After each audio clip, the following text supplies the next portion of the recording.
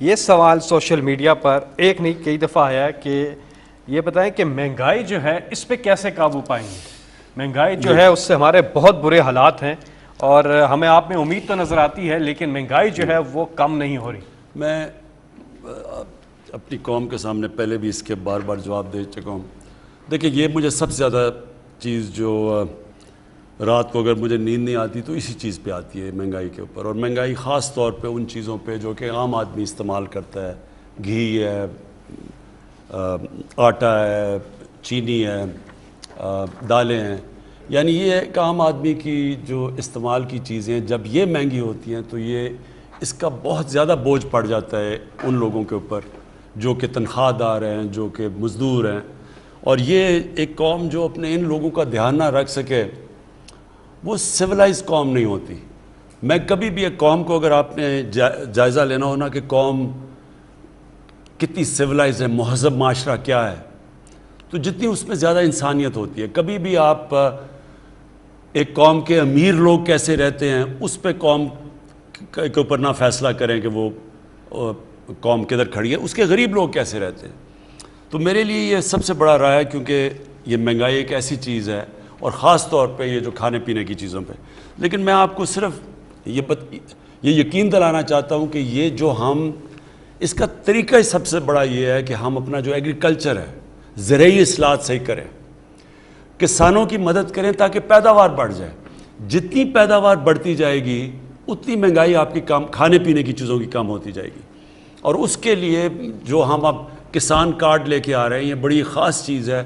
ہمارا جو تقریباً 65% کسان ہے وہ 5 ایکڑ کی زمین سے کم اس کے پاس زمین ہے. تو چائنا نے بھی جب غربت کم کی تھی انہوں نے ان لوگوں کی مدد کی تھی. اب ان کے پاس اتنے وسائل نہیں ہیں کہ یہ اپنی زمین پہ پیسہ خرچ کر سکیں، پیداوار بڑھا سکیں. تو اس کے لیے ہم کئی قدم اٹھا رہے ہیں. ایک ورکرز ٹرین کر رہے ہیں اس سیکٹر میں، ٹرینڈ ورکرز پرائیویٹ سیکٹر سے لے کے جو جائیں گے اور کسانوں کو نئی ٹیکنیکس کا بتائیں گے، یہ چھوٹے کسانوں کو. پھر ان کے لیے کسان کارڈ آیا ہے جو کہ ان کی مدد، ان کو سبسڈائز، ان کو کم خرچوں پہ کھادیں دے گا، ان کو کریڈٹ دے گا جو ابھی وہ آرتی کے پاس جانا پڑتا ہے، بڑا پیسہ خرچ کرنا پڑتا ہے. ان کے لیے کیڑے مارنے والی دوائیں، یعنی ان کی مدد کریں گے کہ وہ پیداوار اپنی بڑھائیں. تو اس سے ہوگا جیسی جیسی پیداوار بڑھتی جائے گی چیزوں کی قیمتیں ویسی نیچے آ جائیں گی. اگر ہم گندم کی پیداوار 10% بھی بڑھا دیں تو پاکستان میں اتنی گندم ہو جائے گی کہ ویسے ہی آٹے کی قیمت سٹیبل ہو جائے گی جا کے. تو میں لیکن آپ کو اس کی 2-3 وجوہات ہیں. ایک تو یہ ہے کہ ہمارے پاس کمی ہو گئی پچھلے سال گندم کی. 40 لاکھ ٹن گندم ہمیں باہر سے امپورٹ کرنی پڑی. باہر گندم زیادہ مہنگی تھی اور میں جب گندم مہنگی ہوتی ہے باہر سے تو یہ ہو ہی نہیں سکتا کہ پاکستان کی گندم مہنگی نہ ہو، یعنی ہمارا آٹا مہنگا نہ ہو. دوسری چیز یہ جو ہم چیز کر رہے ہیں آپ کے کسانوں سے سیدھا ڈائریکٹ اٹھا کے ریٹیل، یعنی جو شہروں میں ان کی پیداوار آئے، اس سے بہت زیادہ قیمتیں نیچے آ جائیں گی. یہ بھی ایک طریقہ ہے. اس میں کولڈ ایک سٹوریج علیحدہ ہو تاکہ وہ اپنی چیزیں سٹور کر سکیں. ٹرانسپورٹیشن ہے. پھر وہ ڈائریکٹ یعنی جو بیچ میں پیسہ بنتا ہے وہ نہ بنے، وہ کسان کا بھی فائدہ ہو اور سستی چیزیں ملے شہر میں. لیکن میں آپ کو صرف ایک چیز بتانا چاہتا ہوں کہ 1 سال میں دنیا میں کیا ہوا ہے. اب ہم جو چیز امپورٹ کرتے ہیں وہ تو باہر سے آتی ہے، اور ادھر کیا ہوا ہے.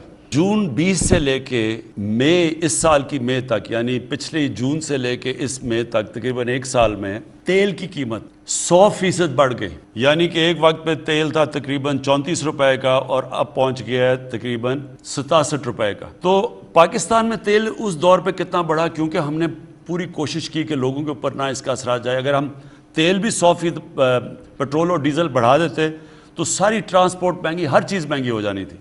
ہم نے صرف 11.18% تیل بڑھایا ہے جبکہ دنیا میں وہ 100% بڑھا ہے 1 سال میں.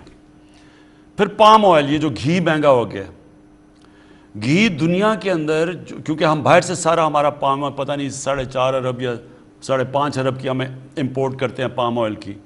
تو دنیا میں پام آئل بڑھا ہے 70% پام آئل بڑھا ہے دنیا میں. پاکستان میں ہم نے صرف 27% بڑھایا ہے. پھر یوریا اور DAP یہ جو کسان استعمال کرتے ہیں وہ 74% دنیا میں بڑھا ہے اسی وقت میں. ہم نے صرف 16% بڑھایا ہے. کوشش پوری کی ہے کہ جو باہر سے چیزیں آئیں وہ پورا اس کا بوجھ عوام پہ نہ پڑے.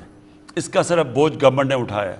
تو انشاءاللہ ہماری پوری کوشش ہے کہ ہم آگے جا کے اور آپ کے لیے اپنی قوم کو بچانے کے لیے کہ باہر سے مہنگائی نہ ہو، ہم کوشش کریں گے آگے سے ڈی اے پی بھی پاکستان میں ہی بنے، کیونکہ یہاں فاسفورس ہمارے پاس فاسفیٹ ہے، ہم اس کے یہاں بھی بنا سکتے ہیں، اب تک امپورٹ کرتے رہے ہیں.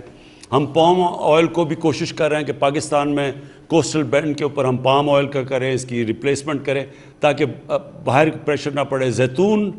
زیتون سارے اس وقت پختونخوا اور بلوچستان کے شمال میں ہم پوری کوشش کر رہے ہیں کہ وہاں زیتون کا انقلاب آ جائے. یعنی جتنی زیتون کی پلانٹیشن ہوئی ہیں، کروڑوں درخت لگایا ہم نے، اور کوشش یہ ہے کہ وہ بھی ہمارا جو کوکنگ آئل ہے اس میں ہماری مدد کرے، اور بھی اس کے ایکسپورٹ بھی ہم کر سکتے ہیں. تو ہم پوری کوشش کر رہے ہیں کہ انشاءاللہ آنے والے دنوں میں قیمتیں اوپر کے بجائے اوپر جانے کے نیچے آئیں.